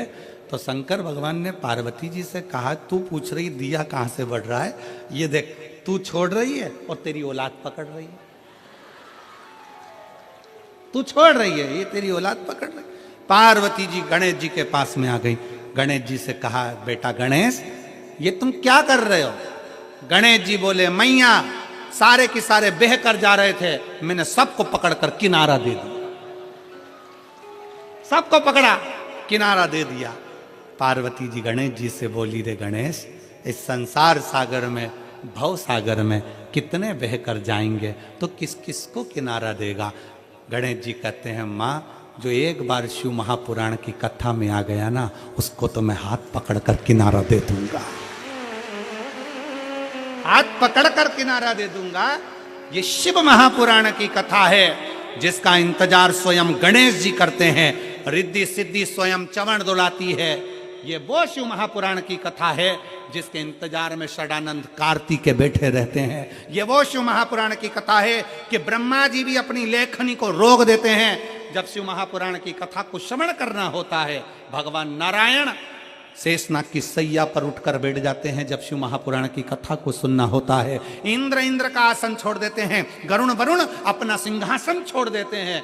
ये वो शिव महापुराण की कथा है जिसको लोग दिल से श्रवण करते हैं तो अपनी झोलियां खुशियों से भर लेते हैं। ये वो शिव महापुराण की कथा, ये वो कथा है। इस कथा का ना पत्रिका छपती है, इस कथा का ना पंपलेट छपता है, इस कथा का ना प्रचार होता है, इस कथा का ना किसी को जाकर चावल दिया जाता है, इस कथा का ना किसी के दरवाजे पर जाकर कहा जाता है कि कथा में आना, कथा में आना। ये कोई नहीं कहता। इस कथा का तो बस लोगों के मन में सूचना मिल जाती है कि कुबेरेश्वर धाम से कुबेर भंडारी पोथी लेकर आ गया और दुनिया के लोग दौड़ दौड़ कर शिव महापुराण की कथा में पहुंच जाते हैं। कथा श्रवण, ना पत्र है, ना व्यवहार है, ना सीहोर से कोई मैसेज, ना सीहोर से कोई तुम्हारे पास फोन कि आओ कथा में। पर भगवान की लगन तुम्हारे भीतर है। तुम अपने पिता से इतना प्रेम करती हो, तुम अपने पिता से इतना प्रेम करती हो जैसे माता सती अपने पिता दक्ष से प्रेम करती थी और पिताजी के जहाँ जाने के लिए आतुर हो गई। मना करा मत जा, शंकर जी बोले मत जा, पर सती मैया बोली मेरे बाप के घर तो जाऊंगी। उसी तरह कई मेरी जीजियाँ जीजा ऐसे हैं कि कथा में तो जाऊंगी, कथा में पहुंचूंगी। वहां मेरा पिता, मेरा शिव, मेरा शंकर ओ घरदानी मुझे श्रवण कराए।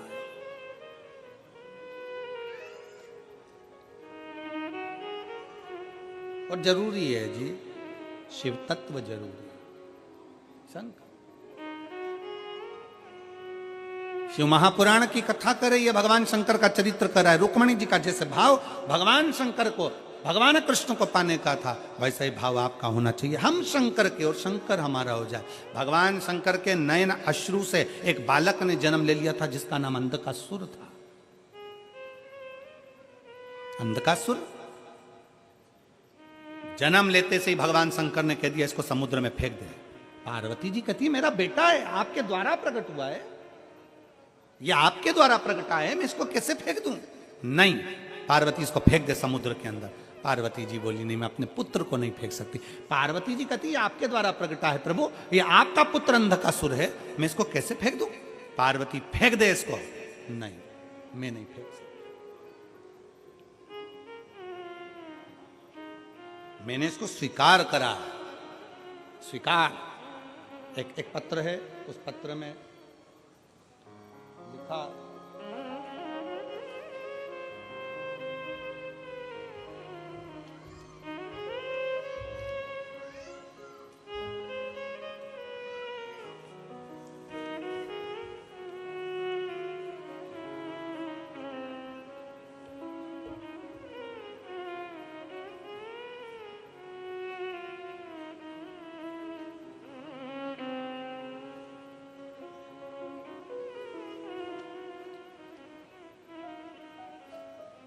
मेरा नाम पल्लवी कुमारी है। पिता का नाम पन्नालाल गुप्ता है, माता का नाम लक्ष्मी कुमारी है, भाई का नाम पुष्कर कुमार है। मेरा कहीं बैठे हों तो एक बेलपत्र लेने के लिए आ सकते हैं। इसमें गांव का नाम कहीं लिखा नहीं है।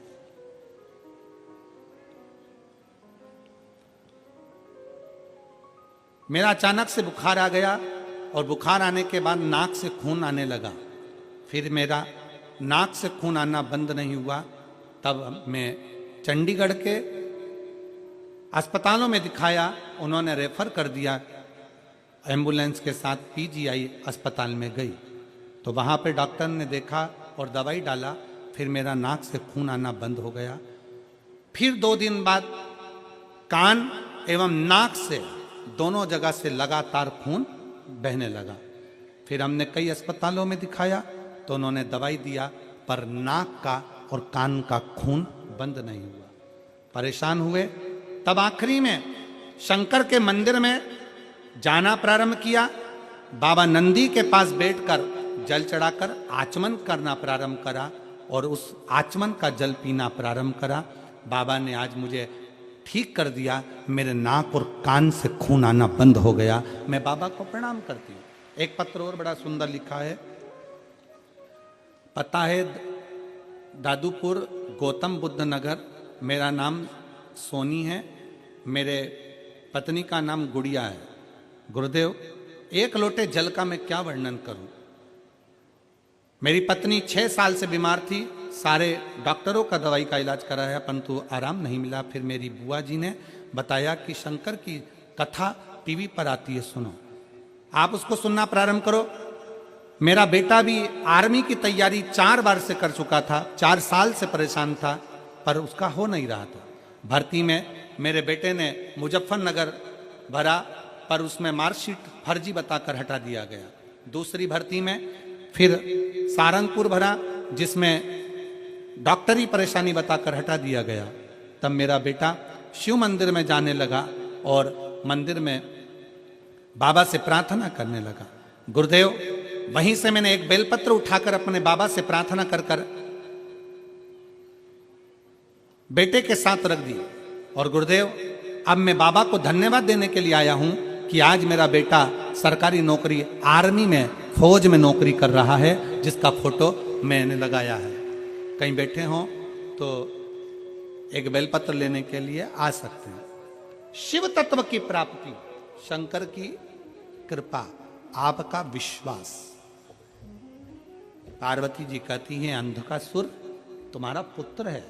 भगवान शंकर कहते हैं सुन पार्वती, जैसे इन पत्रों में कहा गया, पार्वती शंकर स्वयं करें। पार्वती मृत्यु लोक में जन्म लेने वाला, संसार सागर में पैदा होने वाला, जन्म लेने वाला मनुष्य, जलचर, थलचर, वायुचर, कोई पशु है, कोई पक्षी है, कोई जीव है, कोई जंतु है, सब मेरी ही संतान है, सब मेरी औलाद है। प्रभु, तो फिर आपको तो अंधकासुर को संभालना चाहिए। आपको अंधकासुर को संभालना चाहिए।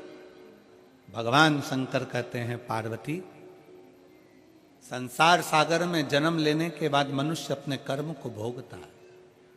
जब दुख की घड़ी होती है, जब मुझे पुकारता है तो मैं उसके दुख को मिटाने के लिए उसके दरवाजे पर पहुंचता हूं। पार्वती, जब सुख रहता है ना मनुष्य के पास में, तब वो मेरा स्मरण नहीं कर पाता, तब मेरा स्मरण नहीं कर पाता। शिव महापुराण की कथा कहती है,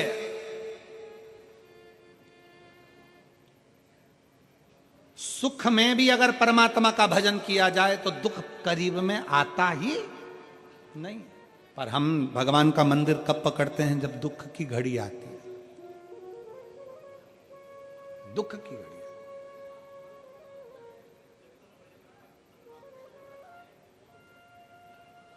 कितना सुंदर कहा है कि दुकान चल रही है ना जब तक, तब तक पत्नी के जेवर भी बनवा दो। दुकान चल रही है तब तक मकान भी बना लो। नौकरी पर हो, सर्विस में हो, ड्यूटी पर हो, तुम्हारी नौकरी चल रही है, जब तक रिटायर नहीं हो रहा है तब तक प्लाट खरीद लो, मकान बना लो, जेवर बना लो, आभूषण बना लो। बच्चों का ब्याह भी कर दो जब तक रिटायर नहीं हो रहा है तब तक। जब तक दुकान चल रही है तब तक प्लाट लो, मकान बना लो, जमीन जायदाद सब कर लो। और जब रिटायर हो जाओगे उसके बाद फिर नहीं कर पाओगे। दुकान अभी चल रही है तो फिर प्लाट ले लो, जेवर बना लो, दुकान नहीं चलेगी फिर नहीं कर पाओगे। उसी तरह अभी शरीर चल रहा है तो शिव पुराण सुन लो। रिटायर हो गए तो कहां सुन पाओगे? शरीर चले तब तक भगवान के मंदिर जाओ, एक लोटा जल चढ़ाओ। शरीर चले फिर निवेदन है, श्वास चले तब तक भगवान का भजन करो। शरीर चले तब तक परमात्मा के दरवाजे जाते रहो। और ना जाने फिर ये शरीर चलेगा नहीं चलेगा। सबको आज के जमाने में एक एक नई नई बीमारियां हो गई। कहीं घुटना दुखे, कहीं कमर दुखे। महाराज नीचे बैठा नहीं जाए। अब महाराज तुम बताओ कहां बैठूं? तो हमने कहा ऊपर। कहां बैठूं?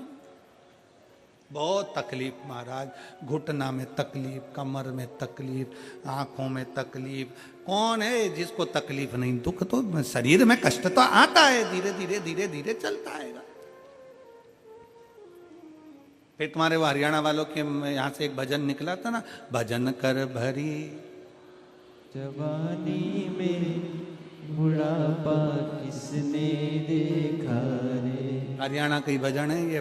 उत्तर प्रदेश वालों को याद होना चाहिए, तुम्हारे तो बाजू में ही हरियाणा लगा हुआ है।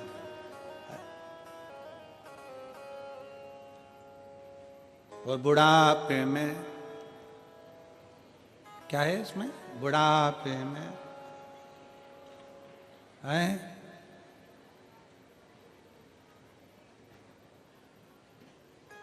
बुढ़ापे में सोफा सेट हिलेगा, दांत सारे दांत हिलेंगे, तुम हंस नहीं पाओगे, इसलिए हंस लो भरी जवानी में। और आज के जमाने में कौन? जितने बुजुर्ग हंस लेते हैं, जितने बच्चे हंस लेते हैं, जवानी में लोग उतना हंस भी नहीं पाते। ज्यादा हंस लेते हैं तो पत्नी देख लेती, क्या बात है, बेचारा हंसना ही छोड़ दिया। अगर मोबाइल चलाते चलाते अगर पत्नी ज्यादा हंस लेना, मोबाइल चलाते तो पति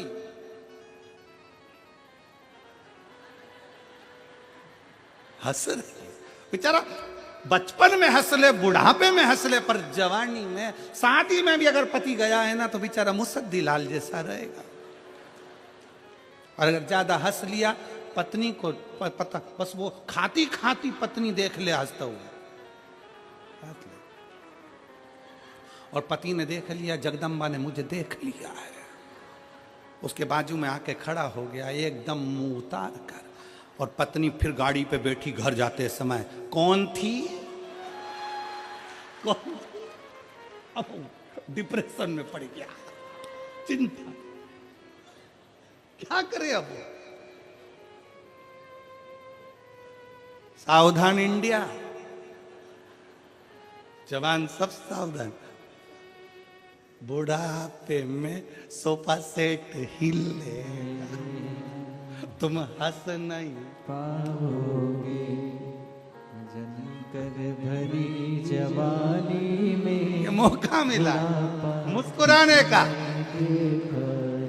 कभी तुम खटमल को मुस्कुराते नहीं देखोगे, हंसते नहीं देखोगे। इसलिए व्यक्ति मरता है, मरने के बाद जो फोटो घर में लगता है वो हंसता हुआ लगता है, मुस्कुराता हुआ। तुम जिंदगी भर कितने ही रो, पर आखिरी का फोटो तो मुस्कुराता हुआ फोटो। कितने भी जिंदगी में रो, पर आखिरी का फोटो में तो तुम जितने बुजुर्ग हैं उनकी टोपी और एक चेन बाकायदा बनाई जाती है, और दादाजी मुस्कुराते। तो फोटो में मुस्कुराने से अच्छा है ओरिजिनल जिंदगी में मुस्कुरा कर जियो, ये मौका फिर नहीं मिलने वाला। मुस्कुरा। बोल बम का नारा है सारी समस्या का हल, श्री शिवाय। मुस्कुराओ, ये जीवन फिर ना मिलने वाला। कहां मिलेगा? पार्वती सब मेरे हैं, सबको मैंने अपना बना कर रखा है। अंधकासुर को तू फेंकिया समुद्र के अंदर। पार्वती जी कहती है तुम्हारा पुत्र है। शंकर भगवान कहते हैं पुत्र तो है, पर ये मेरे विचारों से मिलता हुआ नहीं है, छोड़। समुद्र में डाल दिया अंधकासुर को। हिरण्याक्ष ने उसको पकड़ लिया। हिरण्याक्ष के प्राण वराह भगवान ने ले लिए। तब अंधकासुर का राज्य आ गया। अंधकासुर शासक बनकर बैठ गया। पताल में, तलातल में, रसातल में जब शासक बनकर बैठा, तब अंधकासुर ब्रह्मा जी का तप करा और ब्रह्मा जी से वर मांगा, ना नीचे मरूं, ना ऊपर मरूं, ना अंदर मरूं, ना बाहर मरूं, ना अस्त्र से मरूं, ना शस्त्र से मरूं, ना दिन में मरूं, ना रात में मरूं। इस तरह के वर मांगने के लिए आतुर हुआ। अंधकासुर ने जैसे ही वर मांगना चाहा, भगवान ब्रह्मा जी ने कह दिया देखो मृत्यु निश्चित है, वो तो तुम्हें मरना ही पड़ेगा। पर बुद्धि थी, अंधकासुर की चित्त वृत्ति थी, तो अंधकासुर ने कह दिया मैंने सुना है। अंधकासुर ने विचार करा, ना मेरा पिता है ना मेरी माँ है, मैं तो समुद्र में जन्मा हूं, तो ना मेरे माता ना मेरे पिता। तो अंधकासुर ने कह दिया एक काम करो, अगर मरना मेरी किस्मत में लिखा है तो मैं मरूं उस दिन जिस दिन मैं अपनी माँ को गलत दृष्टि से देख लूं। अंधकासुर को यह नहीं मालूम था कि पार्वती जी ने तेरे जन्म के समय पर तुझे गोदी में लिया था तो तुझे बेटा कहा था और वो तेरी माँ हो गई थी। पुत्र भावों से देख लिया था। जिस दिन मैं अपनी माता को गलत दृष्टि से देखूं उस दिन मेरे प्राण छूटे। अंधकासुर ने वर मांग लिया ब्रह्मा जी से। ब्रह्मा जी ने वर दे दिया। ठीक है तथास्तु। समय आया, अंधकासुर का शासक बढ़ता गया। बहुत उपद्रव करे अंधकासुर ने, क्योंकि उसको मालूम था मरने वाला तू हूं नहीं।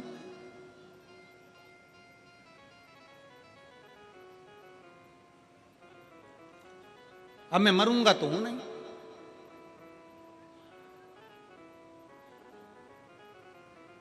बस मन के अंदर बात पकड़ ली, करा उपद्रव, बहुत करा। इतना उपद्रव अंधकासुर ने करा कि आखिरी में अंधकासुर ने अपने द्वारपालों से कहा कि मुझे विवाह करना है, जो दुनिया की सबसे सुंदर स्त्री है उसको लेकर आओ। द्वारपालों ने कहा जो बहुत सुंदर है वो तो शंकर जी के साथ रहती है। क्या नाम है? पार्वती। अंधकासुर ने कहा वो बूढ़े जोगी, वो भस्म रमाने वाला, जटा जूट बांधने वाला, गले में सर्पों की माला पहनने वाला, कानों में ततैया का बिच्छू धारण करने वाला, मस्तक पर त्रिपुंड धारण करने वाला पार्वती जी उनके साथ रहती है। उसको मैं अपना बनाऊंगा। मां को गलत भाव से व्यक्त कर दिया। गया कहां रहती है पार्वती? कैलाश पर। कैलाश पर पार्वती जी कहां रहती हैं? जम के बोलो। कैलाश। देवी जी कहाँ रहती है? तो किसी ने कहा वैष्णो देवी में रहती है, कटरा में रहती है, कोई कहे ज्वाला में रहती है, कोई के मनसा में रहती है, कोई के कांगड़ा में रहती है, कोई के चिंतपूर्णी में रहवे, कोई कहे हिंगलाज में रहवे। कहाँ रहती है देवी? शिव महापुराण की कथा कहती है, भगवान शंकर का चरित्र कथा है। देवी कहाँ रहती है? शिव कथा कहती है संसार की जितनी माताएं हैं उन माताओं के अंदर देवी का एक अंश विराजमान रहता है शक्ति के रूप में। देवी कहां रहती है? शक्ति के रूप में माताओं के भीतर विराजमान।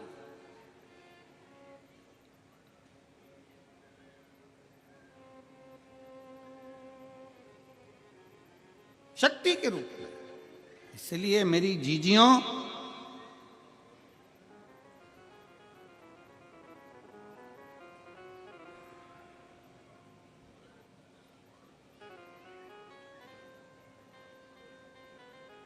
मेरी माताओं, मेरी बेटियों, इसलिए शास्त्र कहता है कि घर की स्त्री को, घर की बेटी को, घर की नारी को तन पर ऐसे वस्त्र पहनना चाहिए कि धन को भी धक्का ना लगे और धर्म को भी धक्का ना लगे।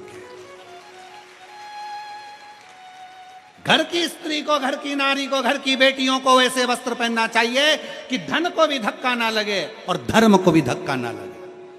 हमारे सनातन धर्म को भी धक्का ना लगे, ऐसा वस्त्र ना पहनिएगा जिससे कहीं ना कहीं किसी ना किसी रूप में गलत विचार उत्पन्न हो, धन और धर्म को धक्का ना पहुंचे। कितना सुंदर कहा है। हॉस्पिटल में जाइए जरा, हॉस्पिटल गयो कभी? हॉस्पिटल में अरे बोलो तो, गयो कभी? बच्चे को चोट लग गई, चोट लगने के बाद क्या करता है डॉक्टर? चोट लग जाती है, वहां पर उसने तुरंत मल्लम पट्टी करा, मल्लम बांध के फिर क्या बांध देता उसके ऊपर? जम के बोलो जल्दी। पट्टी। पट्टी क्यों बांधता? डॉक्टर से पूछो। क्या केवल मल्लम से काम नहीं चलेगा? मल्लम लगा दोगे तो काम नहीं चलेगा। ये पट्टी से होता क्या है? एक कपड़ा ही तो है। पट्टी बांध दी तुमने कपड़े की, इससे होगा क्या? कपास रख दिया, रुई रख दी और पट्टी बांध दी, इससे होगा क्या? तुम तो दवाई लगाओ ना, दवाई से सूखेगा। पट्टी क्यों बांधता है? डॉक्टर से पूछोगे तो डॉक्टर कहेगा कि घाव पर पट्टी इसलिए बांधी जाती है कि मक्खी ना बैठे। मेरी जीजियों, सिर पे पल्लू इसलिए रखा जाता है कि ये मक्खियां ना बैठे। तन पर रुपट्टा इसलिए रखा जाता है कि मक्खियां ना बैठे। इसका ध्यान रखिए।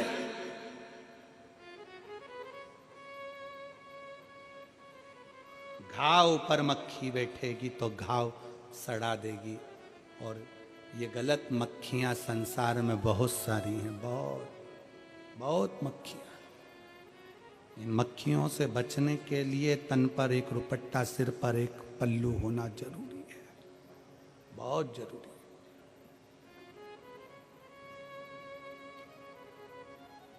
सास का कुछ नहीं बिगड़ेगा। तुम अगर ये रुपट्टा यहां भी रख लोगी, साड़ी का पल्लू, तो सास का कुछ नहीं बिगड़ेगा। सास अपना कायदा रखती है, सास अपने सिर पे पल्लू रखती है, वो सिखाती है ये तुम्हारे लिए, तुम्हारे लिए। वस्त्र पहनो, मना नहीं, पर धर्म और धन को, दोनों को धक्का ना लगे। धन ऐसा गलत जगह पर ना जाए और हमारा धर्म, हमारा सनातन धर्म कहीं गलत विचारों में ना। वस्त्र परिधान बहुत जरूरी। शिव महापुराण की कथा कर रही है, भगवान शंकर का चरित्र कर रहा है, शिव तत्व कह रहा है, भगवान शंकर की कथा कर रही है। अंधकासुर आया, माता पार्वती जी अपने कार्य में लगी थी। लोग कहते हैं देवी जी पहाड़ों पर रहती है, लोग कहते हैं देवी जी वहां रहती है। शिव महापुराण की कथा कहती है प्रत्येक संसार में जन्म लेने वाली एक एक बेटी के अंदर, एक एक स्त्री के अंदर, एक एक नारी के अंदर शक्ति, जगदम्बा की एक शक्ति ज्योत के रूप में उसके अंदर विराजमान रहती है। इसीलिए उसको ज्योता वाली कहते हैं। शक्ति है। और जहां शक्ति है वहीं पर भक्ति है। भक्ति कहां होती है? जहां शक्ति। अब पति से कह दो तुम एक बार करवा चौथ का व्रत कर ले, पति से क्यों? और पति से क्यों तुम भी चलनी में मुंह देखो मेरा। पति से बनेगा? जम के बोलो जरा, नहीं बन सकता। पति से कह दो हरतालिका तीज का व्रत कर लो, नहीं बनेगा। एक शनिवार का व्रत, मंगलवार का व्रत पति करते हैं तो 2 दिन पहले से कह देते हैं कल मेरा शनिवार है। पत्नी कहती है मुझे मालूम है आज शुक्रवार है। मुझे मालूम है। और पत्नी याद रखती है, पति भले शनिवार का व्रत भूल जाए पर पत्नी नहीं भूलती है, क्योंकि उसकी शक्ति में भक्ति होती है। जो स्त्री व्रत कर सकती है, जो नारी व्रत कर सकती है, जो बेटियां व्रत कर सकती हैं, जो कन्याएं व्रत कर सकती हैं, वो पुरुष नहीं कर सकता। जो तप साधना नारी कर सकती है, वो पुरुष नहीं कर सकता, क्योंकि उसमें शक्ति भी है और उसमें भक्ति, दोनों का समावेश है उसके अंदर, दोनों का।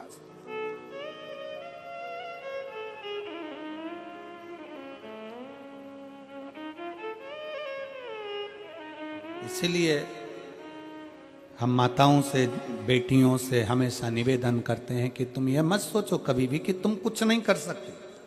कई लड़के कह देते हैं, गुरुजी मैं तो ये कंपटीशन एग्जाम पास ही नहीं कर सकता, मैं तो कंपटीशन एग्जाम में रह जाऊंगा, गुरुजी 4 बार परीक्षा दे ली मैं तो रह जाऊंगा। बेटियां कह देती है, मुझे लगता है मेरी किस्मत में आगे बढ़ना लिखा ही नहीं है। कौन कहता है?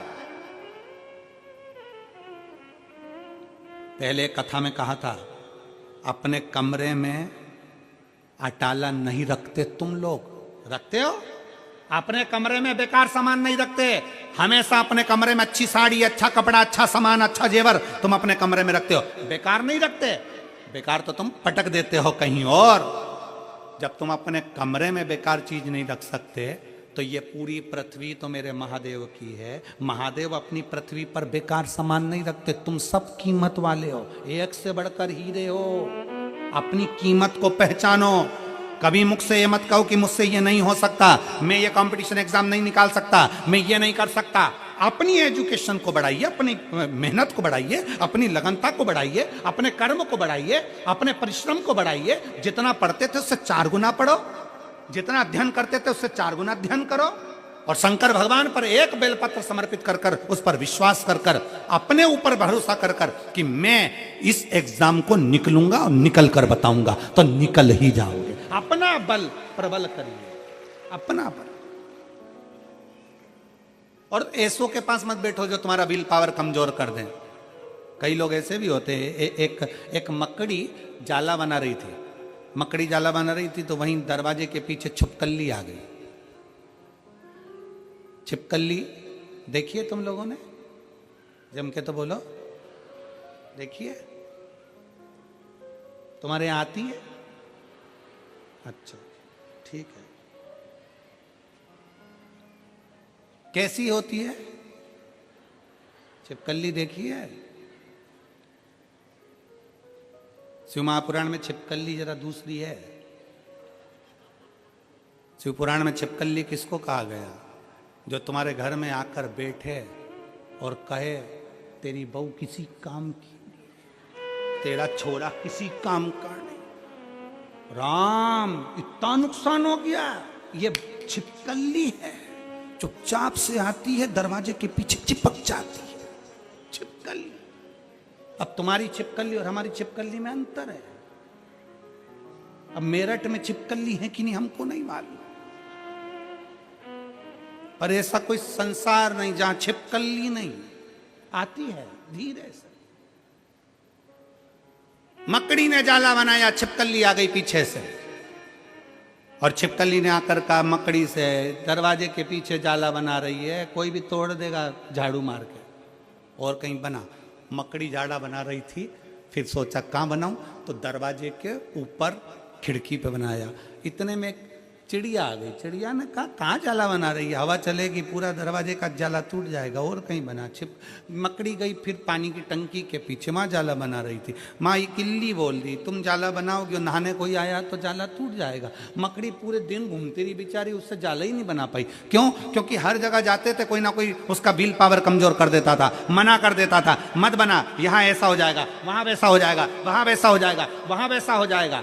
पर मकड़ी जाला नहीं बना पाई। आखिरी में मकड़ी एक बंदर के पास गई। बंदर से कहा मैं क्या करूं? बंदर ने कहा क्यों इनके चक्कर में पड़ी है, तेरी मर्जी पड़े जहां जाला बना। तेरा जाला तू बनाती है, तुझे मालूम है ना कि कितना बोल्ड है, कितना बलवान है। उसी तरह पढ़ाई आप करते हो, अध्ययन आप करते हो, कोचिंग आप करते हो, ट्यूशन आप करते हो, स्कूल में आप पढ़ते हो, तो आप दूसरे के कहने पर चलोगे क्या कि वो कह रहा है मैं इस एग्जाम को नहीं निकाल सकता, तुम अपने अंदर मकड़ी जैसी बोल्डता रखो, अपने आप जाला तैयार होगा।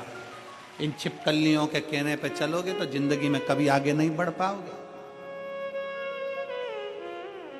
अपने आप को प्रबलता दीजिए कि मुझे ये एग्जाम एक पत्र में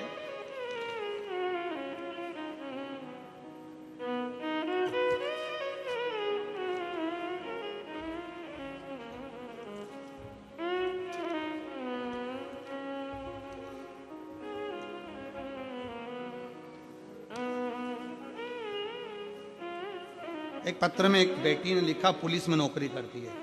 अगर वो हो यहां पर पत्र ढूंढूं हम।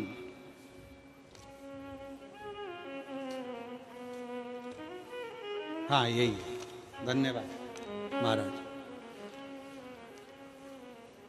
मैं शशि शमशेर सिरसा गढ़ की रहने वाली हूं। मेरा मोबाइल नंबर ये है। मैं बाबा क्या गुणगान करूं, मेरी बेटी सोनम शर्मा 2019 में यूपी पुलिस में उसकी नौकरी लगी। 16/5/2019 में वहीं से मेरी बेटी को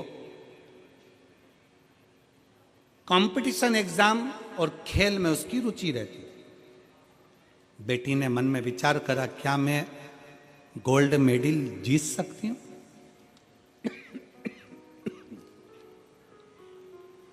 क्या मैं गोल्ड मेडल जीत सकती हूं? मैंने अपनी बेटी से कहा कि सीओर वाला महाराज कहता है दुनिया में कोई काम हल्का नहीं होता, तू अगर मेहनत करेगी तो गोल्ड मेडल जीत सकती है।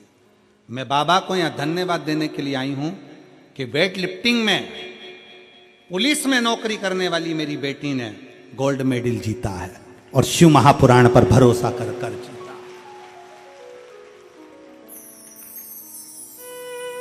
गोल्ड मेडल जीतने के बाद भी मेरी बेटी का जब प्रमोशन बड़ा प्रबल नहीं हुआ तब मेरी बेटी मन से हारी। तो मैंने उस समय भी अपनी बेटी से कहा, तो चिंता मत कर, अब हापुड़ में कथा हो रही है, अपन दोनों चलते हैं। बेटी और मैं हापुड़ में कथा सुनने के लिए आई और बाबा से विनय कर कर गई। आज मेरी बेटी का प्रमोशन हो गया। मैं बेटी को यहाँ धन्यवाद, बाबा को धन्यवाद देने के लिए। कहीं बेटी हो शशि शर्मा, शशि रामशेर, आप लोग पढ़ लो नाम खुद ही, ठीक है, मोबाइल पर। अब रामशेर लिखा है कि शामशेर लिखा है, तुम जानो। मैं शशि, रामशेर है शमशेर है, हाँ शमशेर सिरसागढ़। आइयो माँ, हाँ हाथ हिला दो, श्री शिवाय नमस्तुभ्यं। आ जाओ, एक बेलपत्र ले जाना, आ जाओ। शमशेर सिरसागढ़ की रहने वाली हूं। मेरा मोबाइल नंबर ये। शिव तत्व की प्राप्ति, भगवान शंकर क्यों ना भरोसा हमारा, हम क्यों हिम्मत हारे, हम क्यों। 7 दिवसीय कथा का ये आज विराम वाला भजन है और ये मौका मेरठ की धरा पर आज बाबा को प्रार्थना करने का विराम की ओर जा रहा है। आप और हम भगवान शंकर को अपने दिल की बात कह लें और अपने बाबा को अपने मन से बाबा से प्रार्थना कर। बहुत दूर दूर से आए हो, बैठ कर बाबा से अपने मन की बात कह लो, दिल से बाबा से प्रार्थना कर लो, भाव से बोलो। जब श्री शिवाय नमस्तुभ्यं 5 बार हो जाता है, उसके बाद में बाबा को जब दुखड़ा मिटाने के लिए कहते हो, जब थोड़ी देर के लिए मौन होते हो ना, उस मौन होने में अपनी मन की बात बाबा से कह दिया करो कि इसलिए मैं कथा श्रवण करने के लिए आई हूँ। बाबा तू कृपा करना, मेरा भी पत्र व्यासपीठ पर पहुंचे, ऐसी करुणा करना। तू मेरा बाप है, तू मेरा पिता है। जहां जगह मिले वहां बैठकर दिल से प्रार्थना करो। सब साथ में बोलेंगे, बाबा को अपने मन के भाव कहेंगे।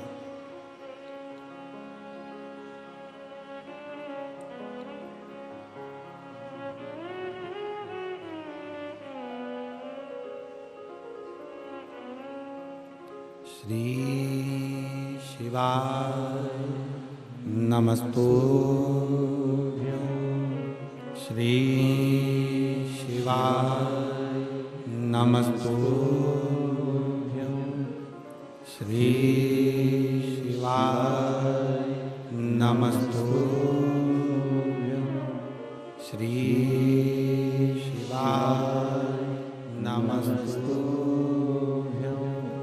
श्री शिवाय नमस्तुभ्यं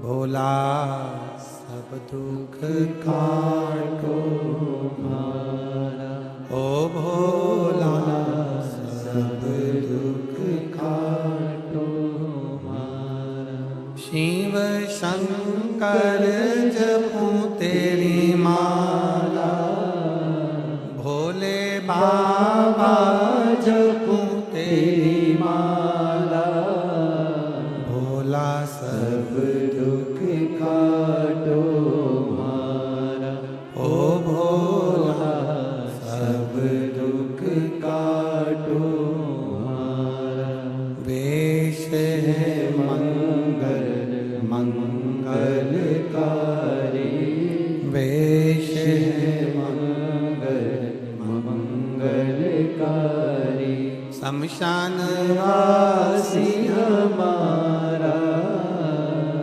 शमशान वासी हमारा ओ भोला सब दुख काटो हमारा ओ भोला सब दुख काटो हमारा।